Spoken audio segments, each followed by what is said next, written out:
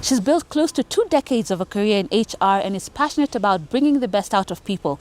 This week we speak to Lillian Ngala, the founder of the Lillian Ngala Network, as well as the HR director at DTB. This is She Means Business. I am your host, Claire Munde.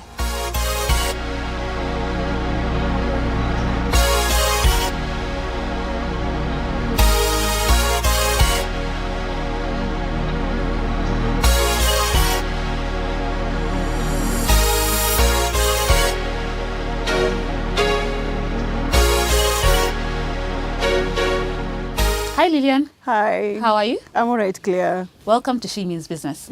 Thank you. Yeah. Now, you have an almost 2 decades long career in HR and now you're a thought leader as well. I'd like you to give us a little hindsight of what your journey has been like in HR and what really inspired you to move on to starting a network and a foundation. Interesting, Claire. First and foremost, I want to thank you for visiting me and to the Citizen team. I really appreciate. So, Claire, back to your question. I think for me, HR found me because it came as by default. So I was working for this one person and he had a farm whereby I was more or less the GM doing everything. So at the end of the day, you have to make sure that everybody is working. You have to make sure that accounts are balancing. You are all over, but still making sure that there is efficiency in the organization. So as we worked along with him, he realized that there was something about me whereby I would make people work very easily. There was something that anytime he would give an assignment, everybody will tend to fulfill. So he told me, by the way, have you ever considered HR? I think it's a course that will really suit you well. By that time, I think I hadn't known much about HR. So I Googled, checked out what HR was all about. And yes, the rest is history. Awesome. Now, almost 20 years, 19 years yes. going 20 years in HR. You know, they say sometimes, and you've been in the same organization, there's so many thoughts about working in one place, moving to other organizations. And as an HR professional, I'd like to hear your perspectives on that, because there are people who say, you know, you stay in one organization, you understand how it works, you get to know how different departments work, and you get to top leadership where you are right now. Then there are others who say, you know, after a certain number of years, whether it's 3, 5, you need to transition, you need to find out how other places work. So what are your thoughts on how long somebody should be staying in one area, and what are some of the skills one should be gaining in their current place of work? Wow. So first and foremost, Claire, if you look at my tenure, I've been with DTB for about now, this is the 14th year. Quite a long time. I think that is what you're talking about in terms of how long should one be in one place. So for me, I think it's more of what really triggers you, or what really are you finding that satisfaction, that fulfillment? If you're finding it in one place, then why not? Even doing more than a decade is very allowable. But if you're not fulfilled, maybe from a role perspective, from many other aspects, then by all means, you need to find a place that is quite aligned with your purpose, aligned with your interests and your ambitions and your aspirations. So for me, I think what I've seen is if you're in one place and you're not just stuck in what you're doing quite many things, then definitely you'll not be bored. And nobody can say that now it's time to leave. Because at the end of the day, you are always keeping up with things that are exciting you. Again, you're looking at initiatives, strategies that you're putting in place. Claire, let me tell you, you'll find that some people, you've done 5 years, 4 years, because we talk of 4 years is a good time to be in a place and move to another place. But in those 5 years, what have you done? If you're doing the same things that you've been doing from year one, then definitely you're not leaving a mark. So for me, what is my key driver, or what is making me to believe that you can be in one place and still be very effective, still be very charged and fired up, is by making sure that this year is not the same as next year. Claire, definitely my 2025 is not the same as 2024, not the same as 2023, because you are always reinventing. That reinvention, that ensuring that there's always something fresh, a fresh initiative that you're coming up with. Trust me, you don't even know how time flies. You don't even know how the 5 years, the 10 years fly by. So what I've seen is you being upbeat, you being on top of what is the latest HR trend in the market. That's how I lead my life. I believe in making the days count, not counting the days. So if you look at, again, the DTB job shadowing, DTB job shadowing program, it is one of a kind. And I think this is something I'm very passionate about. And I want maybe to encourage all HR people out there. Let's open up our doors for young graduates to come and have a feel of world of work. As Diamond Trust Bank, what you're doing is you're taking 200 students every year on a yearly basis. I don't think there's an organization in Kenya that has done such, whereby they're just going to the universities, partnering with them, telling them, hey, welcome to our world, see how the bank looks like. For the next 2 weeks, you have a buddy, you are partnered, you are paired with someone, whereby you get to see what they're doing. If it's HR, maybe my background is in HR, that person sits with you in that HR department for a whole 2 weeks, just learning what HR is all about. If it's operations, if it's treasury, by doing that, you're exposing that young soul to the world of work, whereby they're able to decide if they're going to pursue their course, they're continuing with the course, or maybe they're making a detour to a different course. So for me, that is impactful. The question, Claire, is not how many years have you done in the organization. The question should be what impact, what mark are you leaving in that organization? So whether you are doing 2 years, you are doing 20 years, the bottom line should be the impact, the influence, the mark that you're leaving in that particular organization and beyond. For me, DTB job shadowing is something that is not just DTB, it's gonna go beyond, because I'm working with different institutions. I'm working with different universities across Kenya, be it Chuka, be it Meru, be it Strathmore, be it USIU. It doesn't matter. For us, again, you are saying for that graduate who is coming from Chuka and the one who is coming from maybe University in Nairobi, it's not their choice to be in different places at the same time. It means maybe they didn't have maybe capacity to be in the other university. So be it private or public, we welcome all of them. Internship program. Again, that's another initiative. Most organizations do have an internship program, but how is it so different? You as a leader, what difference are you making in that internship program? How impactful is it? By doing those kind of initiatives, Claire, you won't be counting the years. You won't be counting the days. You will be making the years count. You'll be making the days count. Yeah, I like that a lot. And you've talked about reinvention. If you're making the days count rather than counting the days, how can somebody go about reinventing themselves? So they've been at a workplace for a couple of years and probably they don't feel like they are where they need to be. Yes. How can they start reinventing themselves so that they can make that impact that you're talking about? Claire, for me, and what I've seen work, lots of research. Be a curious person. When you have that curiosity, it will push you, it will open your horizon, it will open your thinking. You'll start seeing what you're lacking from within and how you can actually pair or gap or bridge that gap. So if you're lacking, maybe let's say what you're doing is, I think what you're asking is people just do 8 to 5 or 9 to 5. You're waiting for evening to go home. In the morning, you're waiting to clock in at 9. Such a boring life, Claire. You want to make an impact. So for me, what I've seen work is curiosity. You must be curious as a person. Curiosity is a trait like any other trait. You can learn it. And once you're curious, it will push you to get to know what are people doing out there. And if nobody's doing it, how about me being the first to do it? What's the worst that can happen? Nothing. I'll bring in 200 students. If they come, okay, I'll make sure they're well taken care of. We train them, we pair them up. If it doesn't work, we will reinvent ourselves again. We will stop taking 200, we'll take now 100, or we'll stop the program, do something different. But you have to be curious. What is being done out there? What are people not doing? How do I become part of the solution? Instead of complaining of maybe half-baked graduates who don't even know how to dress up, graduates who don't even have the formal language. If you're complaining about it, what have you done, Claire, at your level? As a leader, what am I doing to bridge that gap whereby you're saying, these graduates are cool, yes, they are sharp, yes, but when they come in, we don't feel that. They don't even know how the basics of office etiquette. 24 hours, maybe they are on their water points discussing and talking and gossiping. How do I do that? How do I manage that? How do I be part of solution? How can be part of solution is, let me welcome the 200 of them. They come, they learn the basic etiquettes. When they're done, Claire, I leave them to go out to the market. Claire, churning out that big number. If every organization was doing that, by the time they're going out to the market, they are ready for Nation Media, they're ready for Citizen, they're ready for Aga Khan, they're ready for Diamond Trust Bank, they're ready for all employers. They are ready in practice, they are ready in theory. So that's a good thing. Curiosity is really important. And it reminds me of a different interview which we had done where someone was saying that somebody looks at her and they see she's successful, but she has tried more times. She has failed more times than some people have tried. So you need to keep on trying. Yes. The way you're saying that program, if it doesn't work, then you'll move on to something, but you are curious enough to try. So I think it also speaks to being courageous. What's the role of courage in really succeeding? Actually, I was coming there, Claire. Trust me, you can't succeed without courage.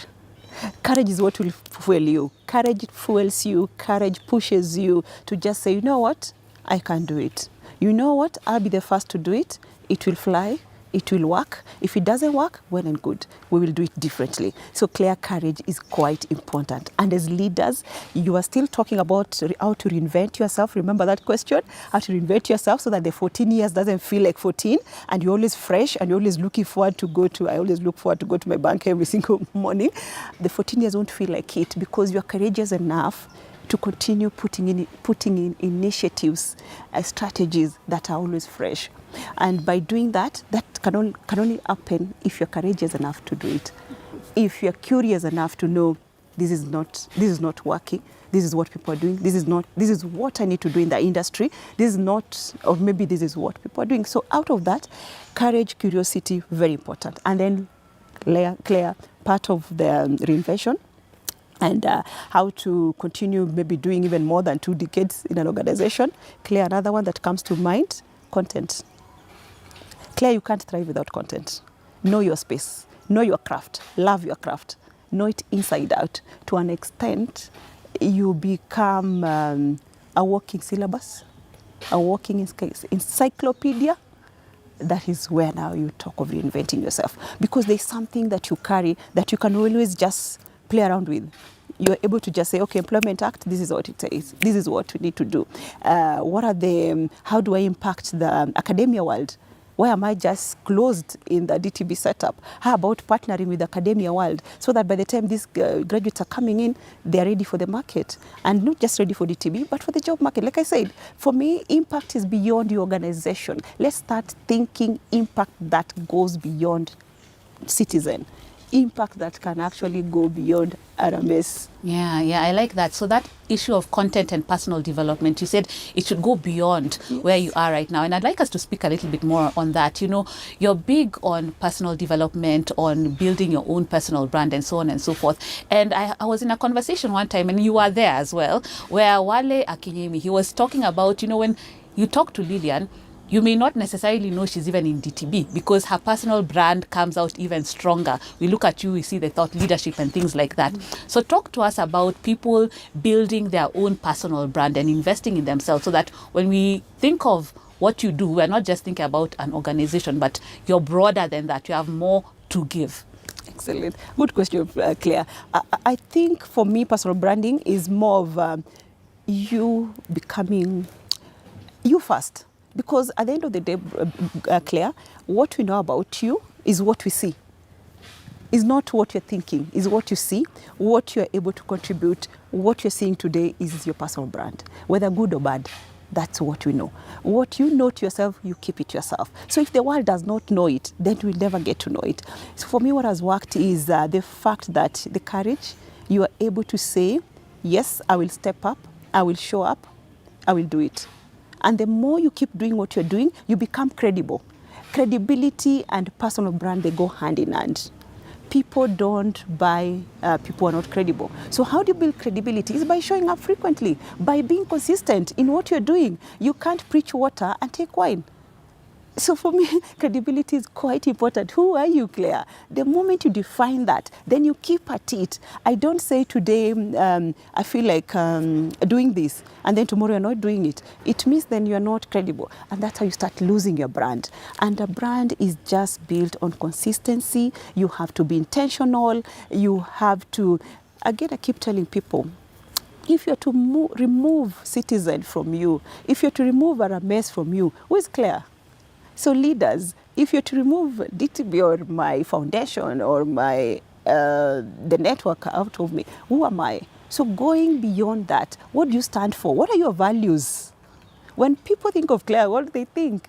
When they see you walking or talking, what do they see? The values that you stand for. Let the world see your values. And you can't pretend, Claire. People can see through your eyes. People can see through everything, your vocabulary. People can see everything. Be who you are. And if you're not happy with the space that you're in, if you're not happy with the persona that you are right now, all is not lost. You can still become the person that you want. Everything is about intentionality. Okay. Everything is about being deliberate and taking actions. Yeah. So then let's go to that. So beyond DTB, beyond the Lillian Ngala Foundation, beyond Lillian Ngala Network, who is Lillian? What do you stand for? Wow. I didn't see that coming, but trust me, Claire, what I've seen is, for me, what I stand for, fairness. Fairness and compassion. And if you look at the kind of things that I do, I think I don't need to speak for myself. It's very hard to beat your own drum. Yes, I think if you look at what I'm doing or everything that I've been doing so far, they all rotate about creating a better world for everyone. Because fairness is about the kind of initiatives that I'm trying to push at the bank, or the kind of initiatives that we put in place. Compassion, the same. If you look at even how I work with the young graduates, nobody's asking for that. No universities has ever approached me for that. For me, it's just creating a world that everybody can thrive. And if young graduates can thrive there, why not? If I can give a young person a chance to work with me, even the fact that they've never been in a corporate sector, why not? For me, it's just being a world that is more compassionate, a world that is more kinder, and more fair. Fairness, again, you'll see it in how I do my widows program, whereby I build back home in my home country. I build for widows, and where I build for them, it's just again for fairness. It's very unfortunate that I get to let's call them, we go to our villas, our mansions, we sleep very well, and then the next neighbor there with a polythene house, a grass-thatched house, and we find it normal. It's not normal, Claire. For me, that's not fairness. So fairness starts from where you are. What are you doing? And yes, back to your question. I think I stand for fairness, compassion. That's it. I like it. And let's speak about the Lillian Ngala Network, because you said that you're about fairness. You're about, really standing in the gap for those people who may not have that ability. So let's speak about networking. What is this thing called networking? Because people have different definitions about it. Some people call it connecting, networking. What is networking and what is it not? And then we'll discuss how you actually can network right. Excellent question, Claire. And I think that one I'll tie it back to my values, the compassion bit of it. What I do is just about people, same to the network, which I'm coming to. You'll find that Claire is so good, but she just lacks somebody to connect her to an opportunity. Now that's the compassionate side, whereby I'm saying, could I just do something to connect people to possibilities and opportunities? Now to your question, Claire, the network. What is networking? Networking, we get it wrong most of the time. We believe networking is exchanging cards. I went to a seminar, have met Claire, we exchange cards. She works in that RMS and she's the media personality, blah, blah. That's enough. That's not enough. Claire doesn't know you. You know Claire, but she doesn't know you. So the fact that you've networked or you've shook hands, you've exchanged cards, that is not networking. You need to go deeper. Networking now requires you to learn the art. Networking is a skill. It's a skill. And I'm coming up with an academy about it, by the way, whereby I just want people to learn how to network, because we get it wrong. The fact that you exchange cards and hi, that's enough. No. You need to go deeper. First, Claire, networking has 4 steps. Step number 1, I need to know you. I need to like you. I need to trust you. Then I need to buy what you're trying to sell, or I need to buy the idea of what you're trying to push across. I hope I didn't lose you. No. Networking is in 4 steps. But for us as Kenyans, as just human beings, we want to meet you today, Claire. And step number 1, which is knowing you, liking you, trusting you and all that, we want to combine all that in one step. So I go like, hi Claire, how are you? Oh, you work with RMS, nice to meet you. And are you hiring? Everything at one go. Claire, you've lost it. Yeah. You've lost it. That is not the way to network. That is not the place. Find another place. Let's network. Let's connect. Let's build the trust. Let me get to know you. So he's clear. Oh, that's nice. What do you do? Let's end it at that. Could you have another appointment maybe before coffee? You see now, I'm creating curiosity. Then Claire, after that, let's have another appointment. Let's have another date. Let's do coffee. By doing that, Claire, and again, you don't even have to meet the person for coffee. With the virtual world, there's emails, there's all that. How do you build trust? After knowing you. How you'll build trust by me knowing that you're actually not interested about my title, or you're not interested about what maybe you want. It's not about what you want. It's me knowing that actually you're more interested in me rather than you being interesting. I don't know if I lose you. Yes. Where we go wrong is I want to do the talking 90%, and then there's only 10%. Claire, I've already switched off. I've already pigeonholed you somewhere. And that's human beings' nature. We may not tell you, but you can see clearly this is somebody who is not about connecting. They are about transaction. They are very transactional. There's no emotional connection. We must connect emotionally by building those steps that I've talked about. So how do you build those steps? Maybe we need another session, Claire, so that I can take people through this and how to do it properly. Because it pains my heart when I see someone, a very young lady, a young man, has great potential, but how they knock off the first instant, you're like, oh my God, I wish I could help. But too late, too little, too late. Yet we can do it differently. People want to know that you're interested about them, who they are, not their titles, not their status, not the cars they're driving. Not at all. And people can pick that.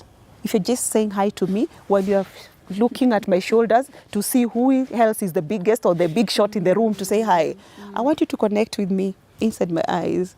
And as you're connecting, is about me, you're interested about me, about the person, not my title, not what I can do for you. What I can do for you will come clear by following those steps that I've talked about.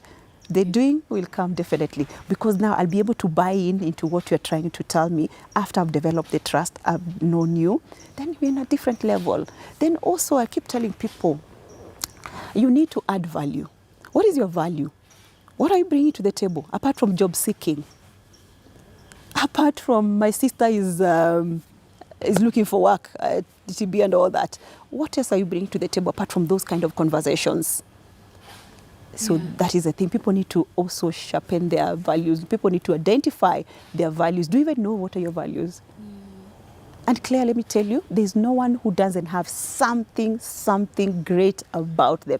Each and every human being. I mean, this space of human connection and human beings by default, the fact that I'm in HR, and also besides just the person that I am. I've told you my two values. Trust me, we all have something great in us. Everyone. Yeah. Including that gate man. Including that everyone. It doesn't matter whether you are learned, you are not learned. Everyone, whether your background says something else, it doesn't matter. Yeah. Whether your surname betrays you, it doesn't matter.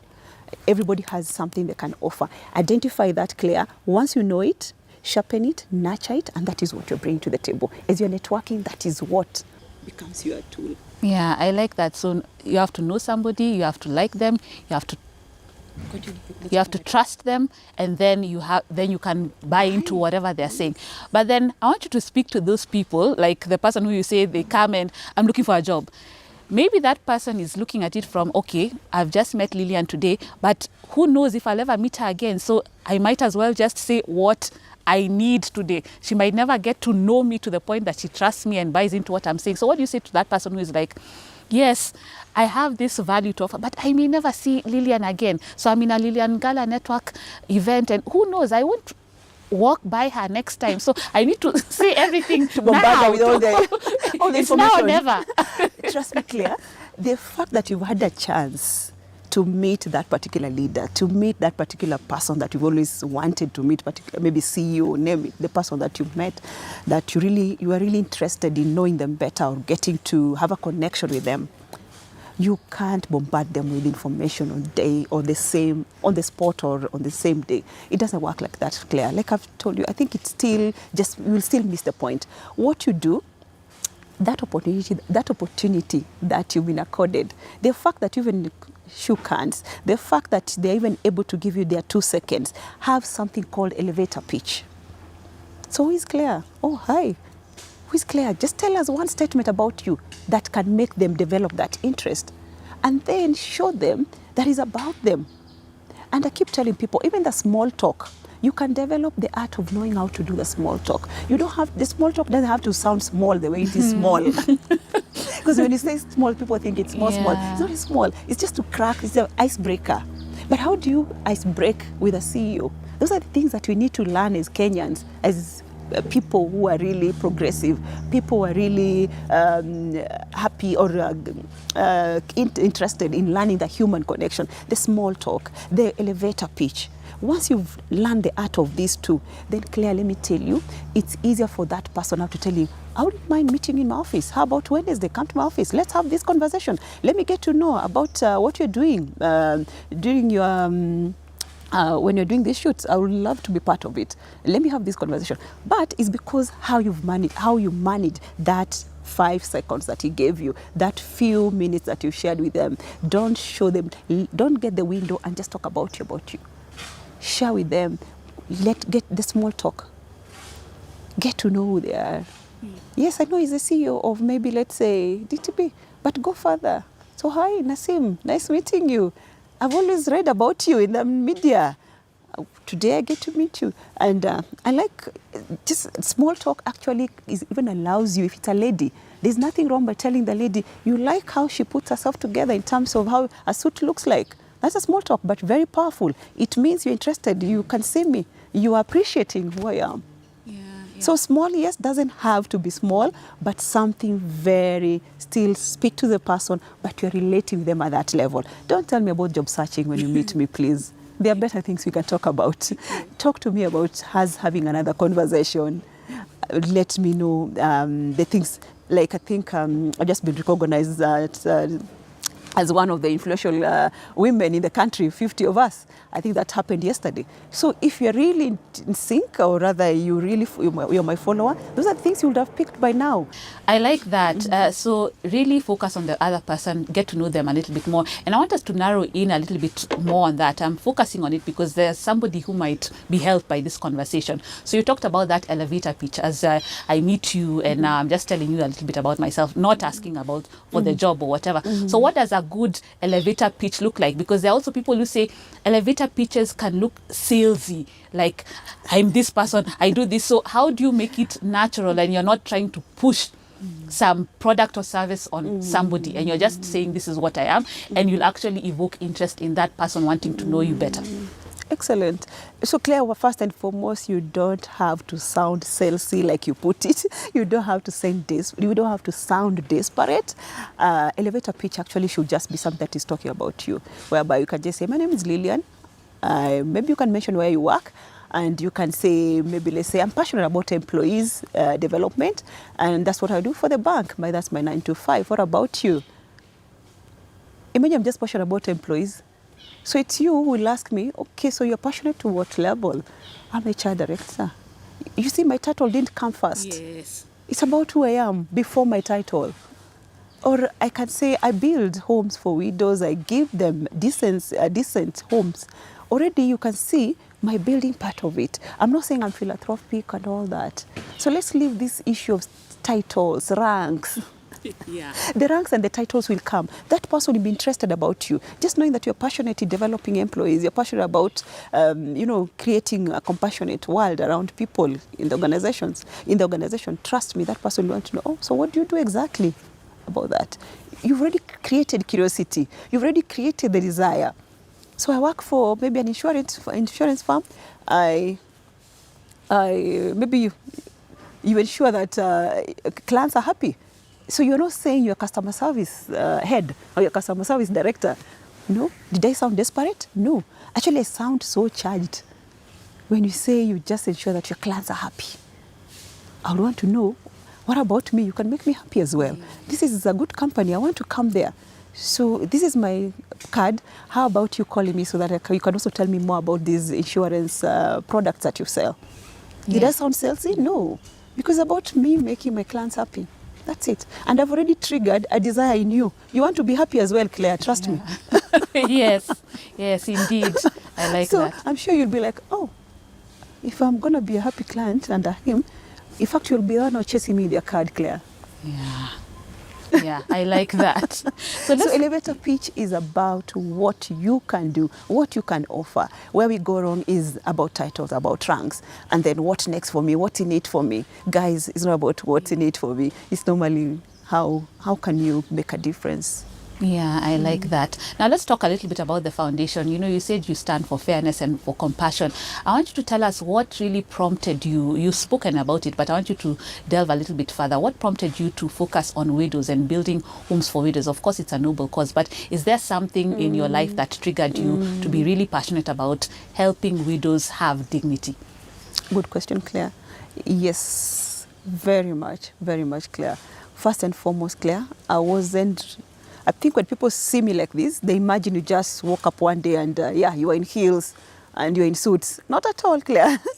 That's not the case. The case is totally different. So first and foremost, I was raised by a widow.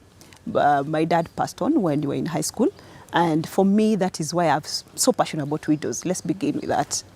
And then secondly is also my growing up wasn't very easy in terms of there was no silver platter. These are not things that if you tell somebody, if you tell my daughter or my son today, they'll relate with.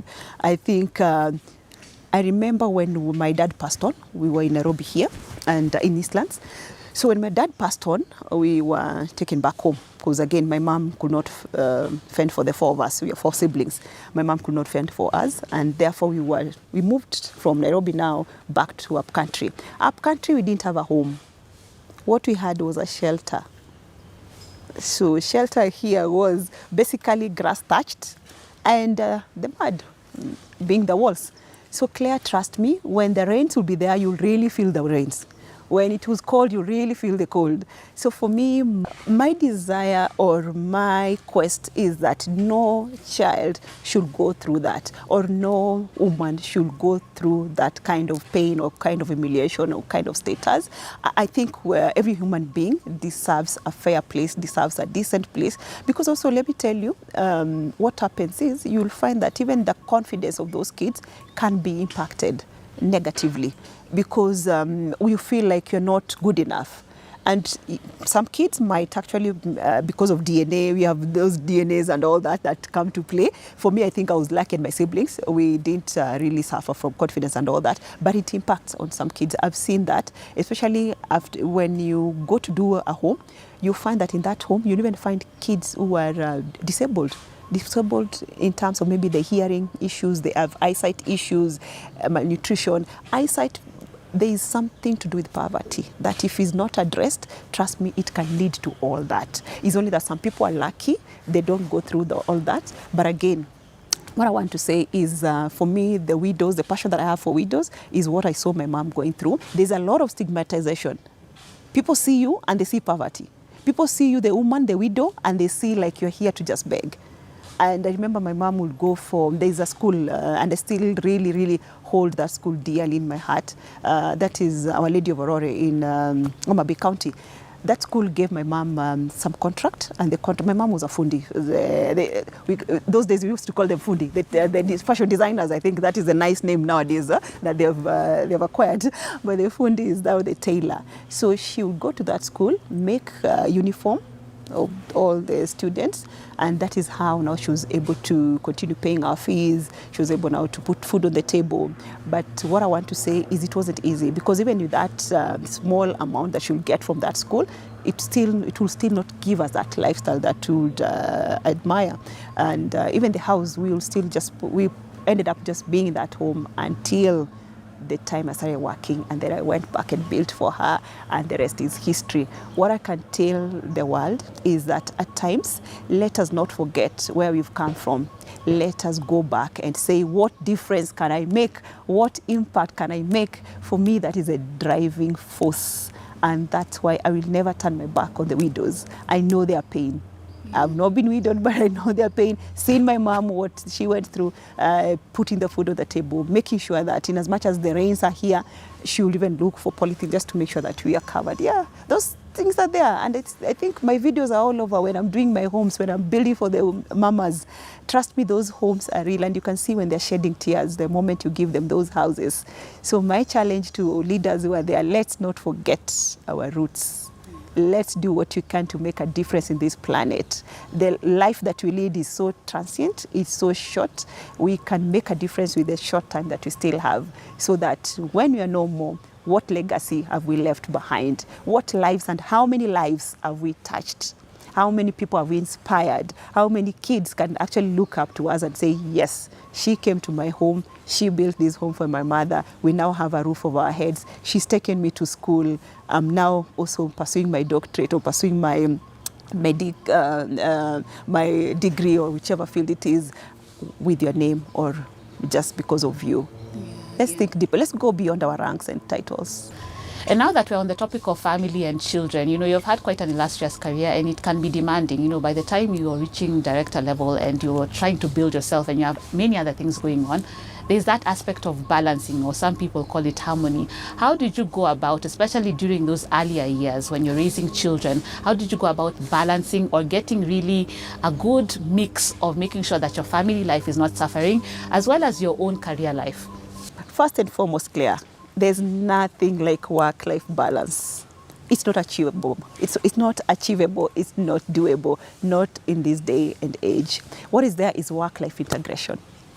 Work-life integration is whereby saying, you know what, I'm a mother, I'm a career woman at the apex and all that. I have all these things going on, my foundation work, my network, my leadership, my coaching. But I'm a coach as well. So with all these, Claire, how do I make sure that each and every world of mine, each and every space of mine is actually thriving? Because Claire, you can't be thriving at home and work is suffering. You can't be thriving at work and home is suffering. You're a mother. Kids must feel you at the same time. So how do you make sure that your work is well integrated? It is a question that all of us should be thinking about, not the balance. If you try to balance, Claire, you become so desperate, you become so worn out. Because it means then, if it's time for home, it's home. If it's time for work, it's work. You can't achieve that. At times you're needed. At times you're needed. Maybe there's a board paper that is not looking very impressive. I have to redo it. And it means then more time, more extra 2 hours here, 3 hours here and there. It means then home, I won't be so, but I can still carry that work and see how I can do it while I'm still attending to the home duties. Trust me, Claire, is about integrating the worlds, and it's doable. It has worked. It is working for me. But when I started in my early 20s, because I got my kids when I was very young, the first two, trust me, Claire, it was a bit chaotic because I didn't learn all this. So you want to be a perfect mom. You want to be a perfect. You can't work like that. You are always on sick leave. If not sick leave, your child is sick. This is happening. Yet, Claire, if you can have a very good support system, if you can have a very good personal advisory board, then you are able to flourish.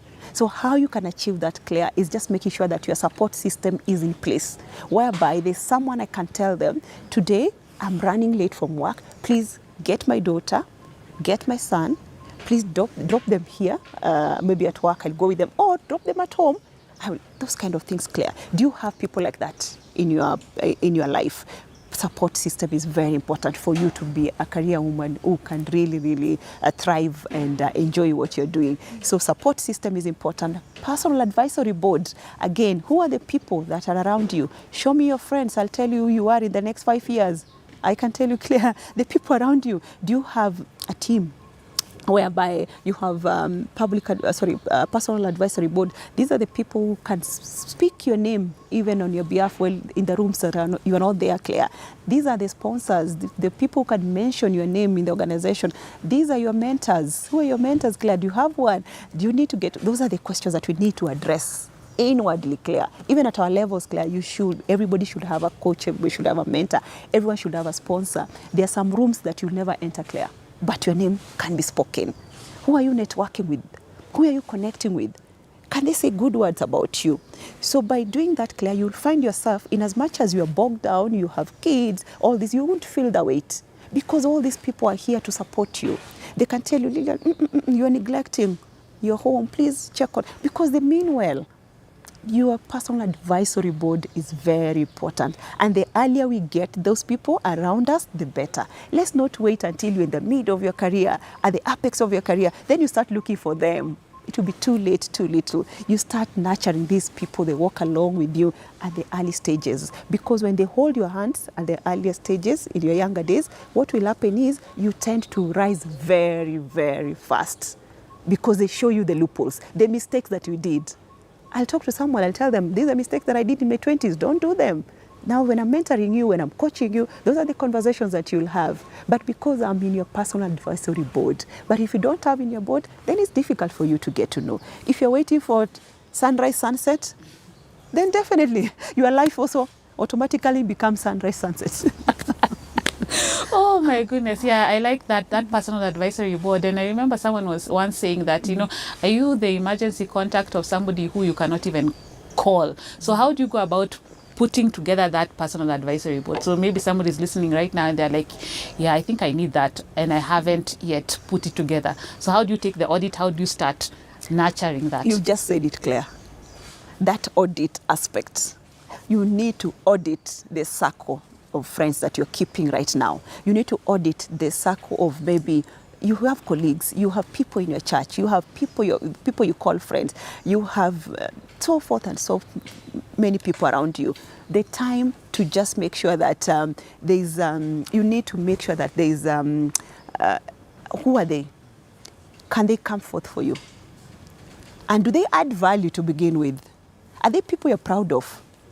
Their career, how is it? Their life, their social aspect, their private life, their professional life. Are they people that you look up to?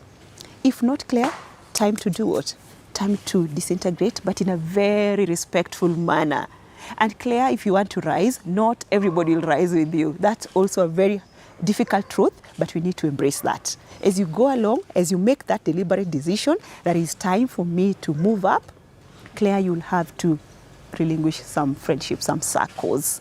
As the places that you keep frequenting, you might even have to stop frequenting, because your vibration is changing, your frequency is changing, your trajectory is changing, and you can't change with the same old school, old thoughts, same old friends, same old thinking. You have to reinvent yourself. As you're reinventing yourself, it will be painful.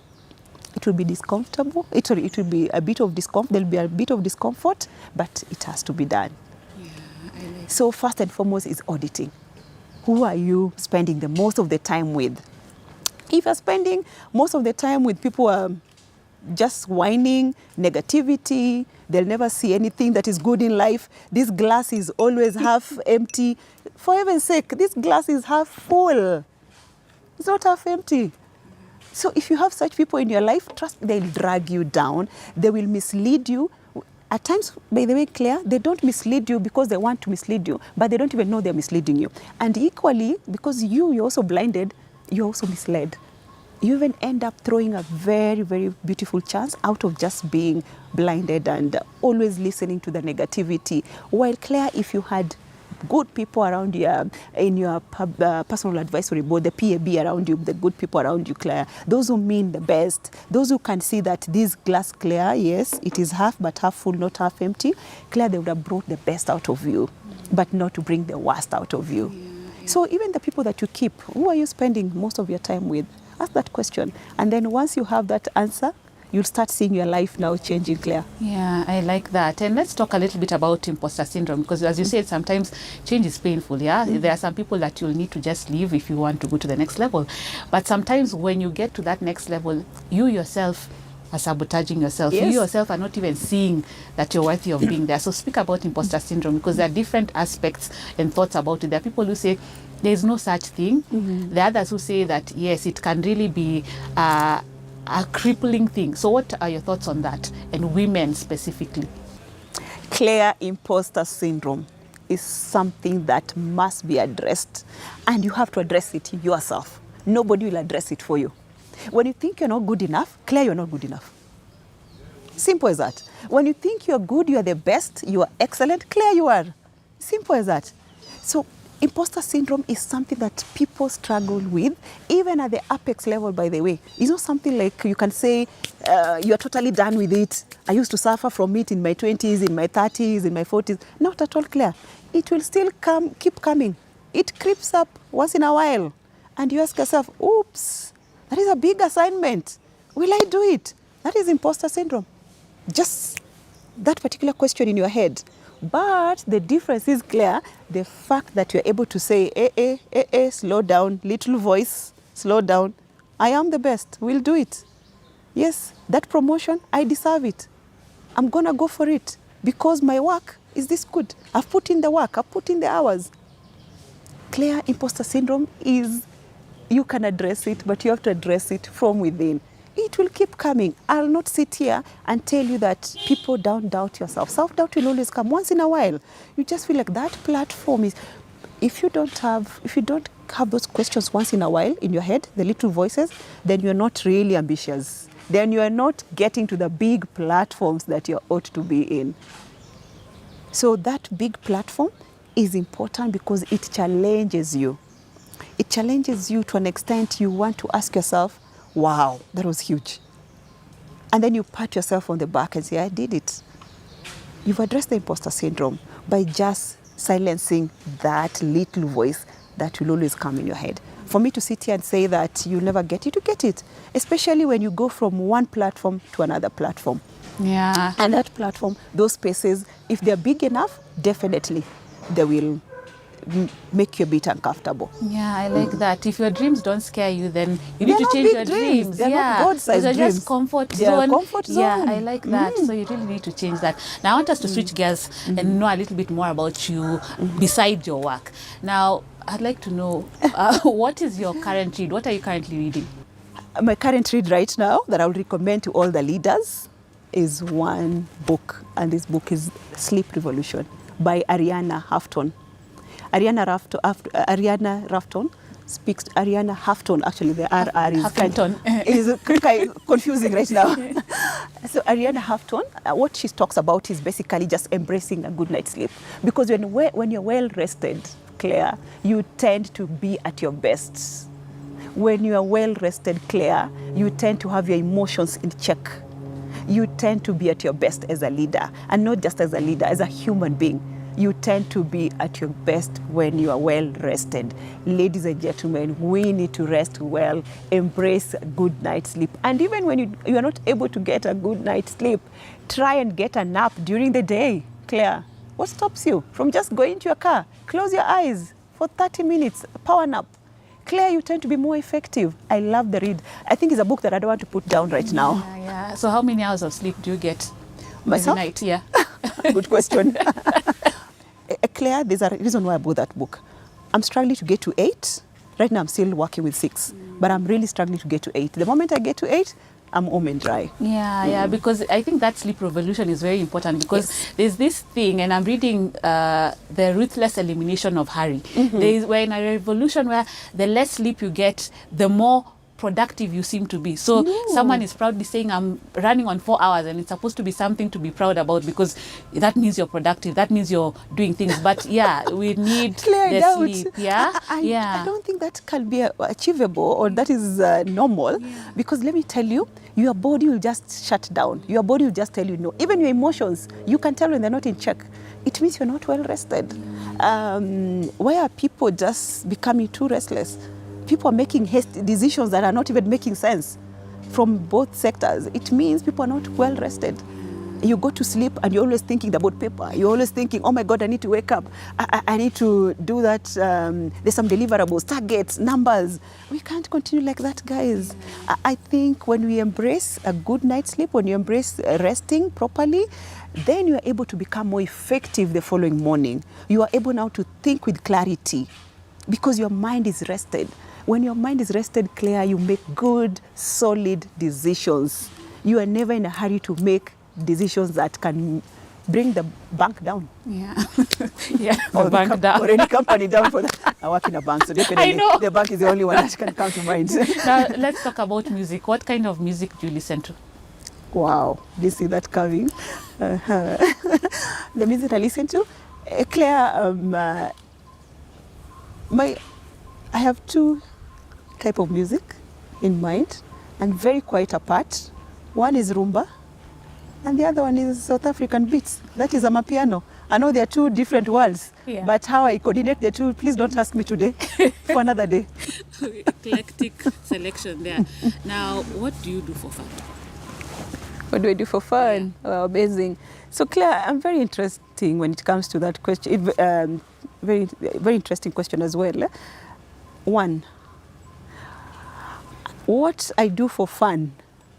When I build for widows, when I pack my tools and drive down to my home county and spend time with the widows and I'm on the roofs, I think you've seen my videos up on the roofs and my sneakers and my tracksuits, building, nailing, roofing. Trust me, Claire, that is my fun.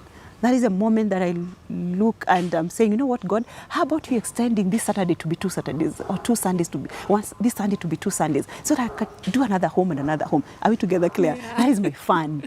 I don't know how to say it. I know it's not fun to some people. They're like, oh my God, that is work. That is not. To me, that's how I recharge. That is my spa. Now that's my travel. That is now like I'm in the middle of who I am, my essence. When I see that widow just, smiling and she's happy and we are hugging and we can't let each other go and I have to leave because I have to drive back to Nairobi. Claire, that is a fun moment for me. I don't know if there's another fun. Maybe golf, but no, golf will be another second fun. My fun, Claire, my fun, being with my widows, building for them, being up on the roof there. I think it speaks to those values of the fairness and compassion, really having a heart for people. Now, as we conclude, I'd like you to speak to women. I'd like you to look at the camera and speak to that woman wherever she is in her career or in her life. What is that one piece of advice that you would give her on how to really make sure that she is confident in herself and really rise up and embrace who she is and really know who she is to get to where she wants to go? Oh, good question. To all the ladies listening to me, viewing me this morning or this afternoon, trust me, ladies, you can be anything that you want to be. It just starts with you. You have all that it takes from within you. The world does not define you. It starts by being intentional, by knowing what you want, what you deserve, and then showing up for it and going for it. You can do it. I've done it. Thank you.